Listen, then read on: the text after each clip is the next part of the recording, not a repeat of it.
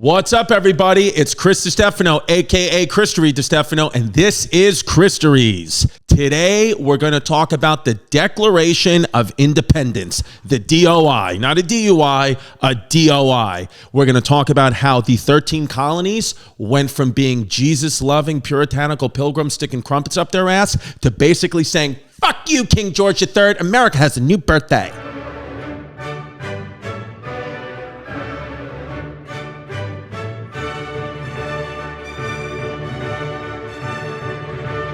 All right, so for thousands of years, North America was mostly inhabited by Native Americans. Shout out Lou Diamond Phillips, which most of the world didn't even know existed. So North America was the new world, and we had European powerhouses trying to get into that land to take over the natural resources, to take over the people, to give everyone smallpox. You had the French in the north, you had the Spanish in the southwest, and of course you had the British in the 13 colonies. So everybody was trying to colonize this new land. Sound like Avatar 2? Okay, so we're going to talk about colonialism and how the 13 colonies were formed. Colonialism definition is control by one power over a dependent area of people. So I'm a colonial lord to my children because they're Puerto Rican. The British settlers came to the New World for religious freedom, okay? While most come to set up trade and, steal and, pillage the people and rape everybody, the British just genuinely came for religious freedom. The Mayflower, the Pilgrims came, Thanksgiving, Sacagawea, you know the story. That's basically why they were here, because they were getting, persecuted in Britain. But also, they wanted to make a lot of money. And they also wanted to rape, pillage, and give everybody smallpox, because that's what white people do. The 13 colonies, baby, my favorite part of the United States, and what I wish, hopefully, one day this country goes back to. Suck it, Phoenix. I want to go back to the original 13. So in the early 1600s, King James I of England, my guy, had already began establishing colonies in America. And by the 1700s, the 13 colonies had formed and all the beautiful settlements were there. And things were actually running kind of smooth. Believe it or not, the colonists were pretty happy. The American colonists were pretty happy and they identified as British subjects and they were loyal. But not for long. The 13 colonies. A lot of people think they know them, but do you know them? Here, I'm going to guess. So New York, New Jersey, Pennsylvania, Maryland, New Hampshire, Delaware, Massachusetts, Georgia, North Carolina, I think South Carolina, or maybe it was just the Carolinas. I don't think Maine yet. I don't think Maine. Vermont, that's 11. Now there's two more. Which ones are we forgetting? There's two more. Oh, South Carolina is one, so that's 12. Did I say Georgia? Oh, Connecticut, a.k.a. Connecticut, and Rhode Island, the little one, the little Rhode Island. Shout out me, myself, and Irene. So those are the original 13 colonies. That was pretty much an extension of the British arm in America. And again, they were loyal because here's the thing. Here's the thing that you got to understand, because a lot of people, and I'll get to this on why eventually we had a Declaration of Independence, but you got to put yourself in the shoes, put yourself in the wooden shoes of colonial people living in the 13 colonies in the 1700s. You had enemies in the north and the south that wanted to kill you, and Britain was protecting you. Britain was protecting you from the French, and they were protecting you from the Spanish, and they were protecting you from the Native Americans. So you were loyal to them, even though Britain, in a very short amount of time, is going to do something scandalous. Okay, the French and Indian War, aka the French and Native American War. 1754 to 1763, this war basically is the catalyst for the American Revolution. Why? Because the French were fighting the British, but I don't know why they don't just say the French and British War, because I mean, you don't have to say Indians. Everybody had Indians, aka Native Americans, fighting with them. But I guess that, I don't know why they call it the French and Indian War, but I think it's sus and I'm canceling that war. Why do you call it the French and Indian War? Because the British colonists named the conflict after their opponents, which I think is stupid. You should have just called it the French and British War. So I don't have to, you're not forcing me to say Indian, because I want to say the French and Native American War. I want to say the French and Arizona iced tea war. I don't even like saying Native American. This is going to become, the French and Indian War is the catalyst to the American Revolution. And guess who appears for the first time in the French and Indian War. A young colonel from Virginia, 21 years old, named George Washington, known on the battlefield as 21 Savage.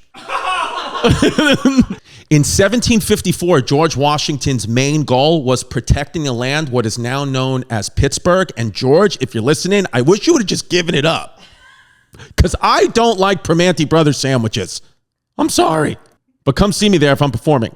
Now, George Washington didn't know this at the time, but as a young 21-year-old hottie with a body who was 6'5", which is way taller than most men at that time, he was building up the lore, the legend of George Washington, which of course would one day set him off into greatness, being the first president of the United States on the $1 bill, and just the most famous guy with wooden teeth. So initially, France is really winning the war, okay? But then Great Britain borrowed money from British bankers and freaky-deaky Dutch bankers to buy more arms, to send more men. And then next thing you know, in 1763, the British win the Battle of Quebec, and the Treaty of Paris is signed, which ultimately gives Britain a lot more land. But what happens? More land equals more money equals more problems. So they got a lot of land, but guess what they also got a lot of? A little bit of debt. And guess who's going to help make up for that debt? The Americans. Well, would you look at that? So basically, Britain was broke from the war, okay? They had went into major debt, and what happens when an empire goes broke? They tax their own people. In this case, Britain taxed us, the 13 colonies. Thanks, dick. So what happens? We get taxed. 1764, we get the Sugar Act, which they started taxing us on sugar and molasses, which if I was living in that time, I would be furious because I love sugar. I'm Chrissy Sweets, but at least it would save my feet temporarily because I definitely would have gotten gangrene because I bite my toenails. 1765, the Stamp Act. Now they're taxing stamps. Now it's like I can't even send a letter to my mother without it getting taxed. Oh, I'm so mad at you, King George III, because you're not letting me talk to my mother. 1767, the Townsend Acts, which is a tax on lead, glass, tea, and paint. I'm like, I didn't even know they had glass in 1767. I mean, what the hell's going on? And then in 1773, the Tea Act, which was a big one that really upset the American people because in the 1770s, tea is like this new exotic thing from China. Guess who made the deal? Hunter Biden. So in 1765, right after the Stamp Act, a big monumental thing in American history happens. The Sons of Liberty are formed in retaliation to this Stamp Act. You've heard the famous phrase, no taxation without representation. That's the Sons of Liberty. All our heroes are in the Sons of Liberty. Benjamin Franklin and Thomas Jefferson and Paul Revere. Everybody's a son of liberty or a daughter of liberty. And today that group is still around, but they're called the Babies of Liberty. But this was huge. So because of this, because of the Sons of Liberty starting to galvanize the people, meeting in secret, all these kind of things that are beginning to happen, the actual people of the 13 colonies start to get a little mad at Britain. For the first time, they're like, yo, stop taxing us, Holmes. We fought and died for you in the French and Native American War. You know, we build all your goods. We're like very sought after empire. We're very sought after colonies. Because here's the thing with the 13 colonies. I don't think people understand. The 13 colonies were like the best colonies in the world. The reason why the USA is as big and powerful as it is today is because the 13 colonies sit on land that is some of the most valuable land in the world. It gets all four seasons, you know, sugar, cotton, all those things that were big in the old world, aka the new world. That they made so much money. Britain made more money from the 13 colonies than almost any other empire made from their own colonies. We were the best, so nobody wanted to really piss us off, but they had to tax us to pay back the freaky-deaky Dutch bankers. So tensions are high in the 1770s, okay? We have March 5th, 1770, the Boston Massacre, where British soldiers got nervous and killed innocent protesters. Sound familiar? That happened in 1770. And guess who represented the British soldiers? I don't know if a lot of people know. Guess what famous historical figure actually represented the British soldiers in the Boston Massacre, which he was getting hated for this, but he'd go on to become an American folk hero. Do you know? John Adams. John Adams represented the British soldiers, AKA Paul Giamatti from the Verizon commercials, represented the British soldiers in the Boston Massacre because he just believed that everybody has a right to a fair and equal trial, jury by their peers. So shout out John Adams, but also like, fuck you. That literally, John Adams representing the British soldiers during the Boston Massacre would be akin to Elon Musk representing Osama bin Laden today. Both great people that Americans love that will one day go on to become president. I know, and by the way, I know people are yelling at the TV, are yelling at their computer, oh, Elon Musk can't become president because he wasn't born in America. Well, neither was Obama. I'm just kidding. December 16th, 1773, we have the famous Boston Tea Party, which the political party, the Tea Party, is named after, which I'm a proud member of. The Boston Tea Party is a big historical significant event in the U.S. because it's the first time that colonists actually showed defiance to British rule. They dumped what is close to $1.7 million worth of tea into the Boston Harbor. That's a lot of tea. And they did it. They boarded basically the Sons of Liberty, dressed like Mohawk Native Americans, and boarded 3 East India trading ships that had all the tea, and they dumped it. You could still go to this day. You can go to the original site and go on a replica of the boat and dump tea overboard into the water. And it's pretty fun. Just go throw it over. I went dressed as a Mohawk, and they were upset by that. But I was like, I'm just trying to, be factual. They're like, you didn't have to put yourself in brown face. I was like, but I did.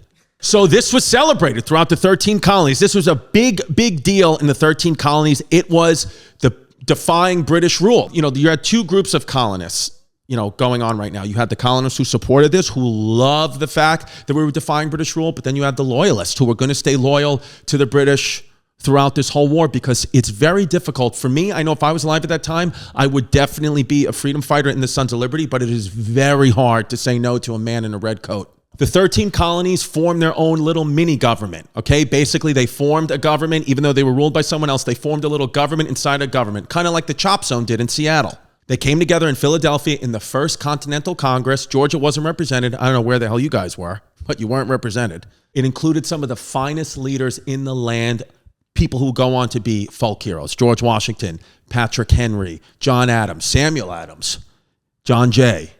How funny is this?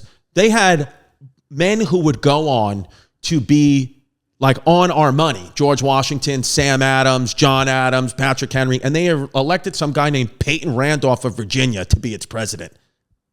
What? Who's that? Who's Peyton Manning Randolph?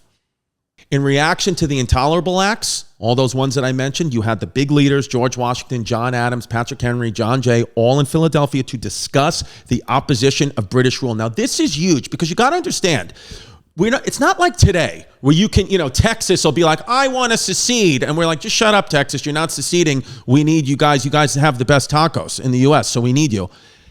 If you seceded from Britain, or you even attempt to do this, they would hang you. That you would get hung, you were going to die. Here's the consequences of even somebody like a George Washington deciding to go to war with Britain. If you lose, you die, okay? It's not like they just forgive and forget. You will be hung and probably have your organs ripped out and tarred and feathered in a public square. So this took balls. Okay, so the first Continental Congress meets in September of 1774, and they're all representing their respective colonies to talk about the defiance of British rule and the opposition of British rule.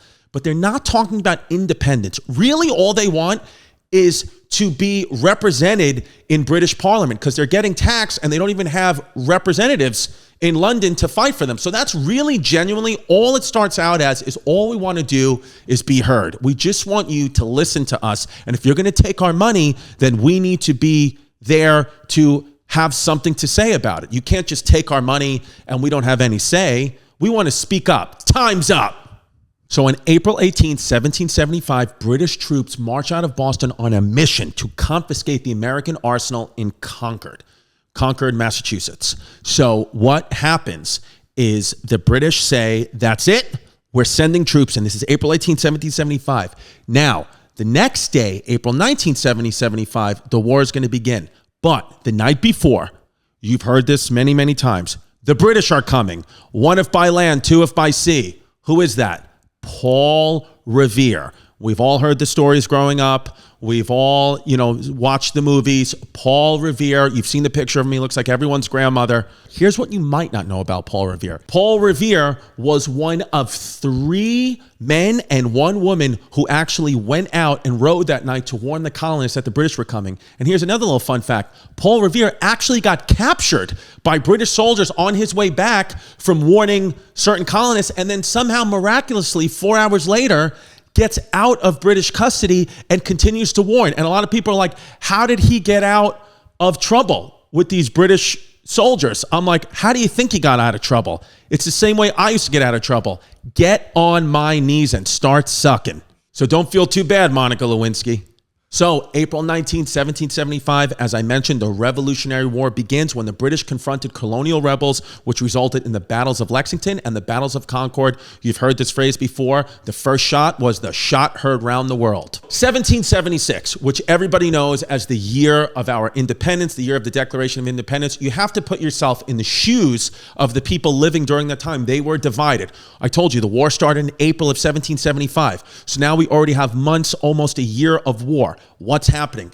The American colonists are outnumbered. We're losing. They're starting to desert. The American colonists are starting to desert the war effort because why? You're away from your family. You're away from your farm. You don't know if your wife and kids are alive or dead. You might be saying, why am I fighting this? Why? The British have done nothing but give me what I've wanted. Yeah, I got to pay a tax on stamps, but who cares? I'm fighting and dying. I have to get back to my house before winter so I can tend to my farm so my family can eat and I can have money. So it was very, very, very divided group of colonists. On some wanted to stay in the revolution and fight for this taxation without representation motto, and some wanted to go back to their farms and just say, we'll deal with the British. And then what happens is this idea of this Declaration of Independence is actually concocted by Jefferson, Washington, and the likes of those founding fathers, and they task this man, Thomas Paine, with a pamphlet called Common Sense, that basically it's the first thing that went viral in the colonies, and it starts to put the idea in the head of, hey, how about instead of fighting for a taxation without representation, we're fighting for freedom from the tyrannical empire. We're fighting for independence. We're fighting for our lives here. And this whole thing changes, this whole war cry changes really in an effort, kind of fake news, to get the men who were deserting to come back, because now you have a new cause and a new fight. But some would say it's a little bit of bullshit. So our founding fathers, who are they? George Washington, Thomas Jefferson, John Adams, Benjamin Franklin, and Alexander Hamilton, a.k.a. Lin-Manuel Miranda. So all these guys they have people love them, people hate them all over. It really depended because, as we'll go on in 100 years after 1776, was already kind of happening now. The northern colonies and the southern colonies did not see eye to eye. Definitely issues of slavery, definitely issues of politics. Who's a federalist? Who wants the bank to be, run by the states? Who wants the bank to be run by the government? There's already these issues, but they're trying to work together. The founding fathers, a lot of people think of them as BFFs. They really weren't. They were adversaries, kind of like how Stalin, FDR, and Winston Churchill were in World War II. Like, yes, they're fighting for the greater good and trying to, get rid of, British Nazi evil. Shout out the new episode of Meghan Markle and Prince Harry. Saw that you wore the Nazi unis. They really just, they're really not that much of friends, and they have different political ideas. Smart people, when you get smart people in a room, they almost never agree. Almost absolutely never agree with anything. And that was the case here. Our founding fathers, our starting five, our all-stars are 5 white men. Yikes. George Washington, John Adams, Benjamin Franklin, Thomas Jefferson, and Alexander Hamilton. They are the rock stars of the generation. All different ages, all different political affiliations, all represented by different colonies. You are George Washington, who was the hero from the French and Indian War. He did win the war to become the first sitting president, U.S. president. Presidents are only allowed to serve 2 terms. That's because of George Washington. Thomas Jefferson, skilled lawyer, musician, architect, shout out Monticello, loved having sex with his slaves, and just an overall guy who I think was misunderstood. Some people loved him, some people hate him. Some people said he was very racist, some people said he wasn't. He wound up on the $2 bill, which is out of circulation now, so sorry. John Adams, a.k.a. Paul Giamatti, known, his son was president. John Adams, father and son duo president. Love it.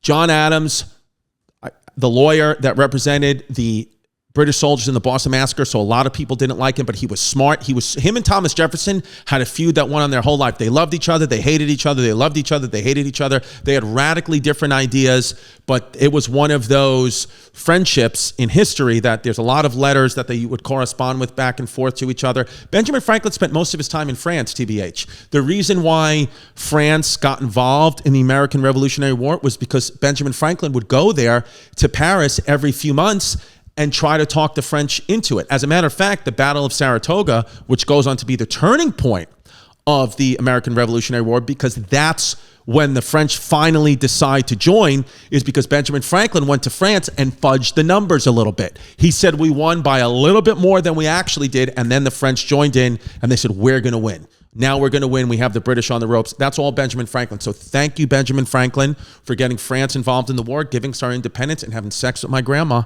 So then, of course, everybody knows the father of our American banking system, the first Treasury Secretary, one of George Washington's BFFs, best friends, Alexander Hamilton, also our only Dominican founding father. So on June 7, 1776, Richard Henry Lee of Virginia, no relation to Sarah Lee, is actually credited with being the first person to kind of bring up this idea of being independent. He's the first one that says in the Second Continental Congress, let's be independent, yo. Okay, so the Continental Congress decides we got to write a Declaration of Independence. We're going to hire a guy to write it. Who's our best writer? Thomas Jefferson. Thomas Jefferson wrote the Declaration of Independence in 2 days, dude. 2 days. And the committee had about 1/4 of it taken out because Thomas Jefferson came a bit out his pocket and basically said that King George III, the King of England, was responsible for the slave trade. Whoops. And that he's the one who prevented America from ending slavery, not the people in the South. Uh-oh. So you can't say that, even though it's probably kind of true. Thomas Jefferson, I kind of like you, dude, because you were like, hey, it's your fault that we don't have slaves, not mine. Now get over here and suck my cock. So the Declaration of Independence was actually the first formal statement by a nation's people asserting their right to choose their own government in the world. Go us. Even though my family's from Germany. So basically the Declaration of Independence was organized into 4 parts. We had the preamble, which basically says, hey, King George III, sorry, not sorry. It's not us, it's actually you. We're done here. We're cheating on you with France. You have the Declaration of Natural Rights, famous line, we hold these truths to be self-evident that all men are created equal, blah, blah, blah, blah, blah. But of course we know that when they were talking about all men, they were talking about white men, aka white landowners, not any other racial group. So of course that's effed up, and we still debate that today, but that's what it said back then. List of grievances, Tommy J really pulls up all the receipts on this, on King George III. He just started listing old shit. I didn't know that Thomas Jefferson was also a Puerto Rican baby mama. And the 4th one, the Resolution of Independence, which said we ain't colonies no more. Now we're the United States. So the formal United States that we know of today, Resolution of Independence, we said stamp it, bitch, and don't even bother taxing me because I ain't paying. The Declaration of Independence, a lot of people think was approved on July 4th, 1776, but it was actually approved on July 2nd, 1776. John Adams wrote to his lovely wife, Abigail, how happy he was. He said the second day of July of 1776 is going to be the most memorable ever in the history of America, but he was wrong. Of course, it would be July 4th would be the day that we eat hot dogs and blow our hands off with fireworks. July 4th, 1776, the Continental Congress officially adopts the Declaration of Independence. Happy birthday, America. Have the party in my pool. Now, the fancy parchment version that Nicolas Cage tries to steal in National Treasure and that's in museums, that actually came on July 19th, 1776. And then finally, all the people signed it August 2nd, 1776, with the biggest signature being John Hancock. He just signed it big because he probably had an ego issue and a little Hancock. Okay, so really, we think we have the real Declaration of Independence because on the back of what we think is the real one, written upside down, it says Original Declaration of Independence, July 4th, 1776, or 4th of July, 1776. But I don't know, there's a lot of conspiracies, Chrissy conspiracies out there that we don't have the original Declaration of Independence, and maybe we never will. If we do have it, I believe Nicolas Cage has it and will keep it safe from harm, as he always does. I love Con Air, too. So it is actually believed that the text was added as a label as parchment was often rolled up during the times of Revolutionary War. I mean, thank God we don't do that with documents today because, I mean, Pimp and Venetia would have smoked the Declaration of Independence. So here's an interesting thing. There were 56 signers of the Declaration of Independence. All of them were technically immigrants. They were all British citizens, all of them. So it's one of those things how we still have this immigration fight today. It's like, just let the Mexicans in. So all men are created equal. Well, women couldn't vote. 30% of the population was enslaved, African Americans. White men who didn't own enough property didn't vote. So really the Declaration of Independence was for about 10 to 15% of the people. And it's nice to be in that 10 to 15%. So what are the wins from the Declaration of Independence? Well, no more formal nobility. Bitch, bye kings and queens. Bye kings and queens. I don't know why Britain still to this day has kings and queens. Give it up. Look at how good America's doing without kings and queens. So the biggest thing was Americans began to kind of start that idea of viewing everybody as equal, viewing each other as equal. They recognized equal rights of daughters and widows when it came to inheriting property. They tried to believe in this idea of equality and prosperity, which I think now, present day, we're there. I think we're there, baby. I think we all recognize each other as equal. We're all prosperous. We all get along. And I don't think that there's that many issues. So a lot of people think that the Declaration of Independence and the Constitution are the same thing, but they're not. The fundamental difference, Declaration of Independence was designed for us to break away from our government.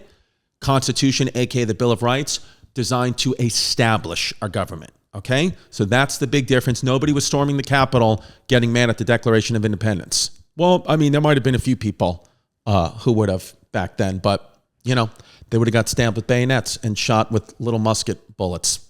And Paul Revere would have stopped you by sucking your cock. All right, so there you have it. That's how we went from puritanical, England-loving crumpet eaters to being rebels, getting our nation, and having McDonald's everywhere you look, is fighting for what we think is right. Freedom fighters, love it. What do you think of the Declaration of Independence? Do you think I did a good job? What history topics do you want me to talk about? The one that gets commented on the most, that's the one I'll do next, or the one after that. It depends on Venetia's schedule.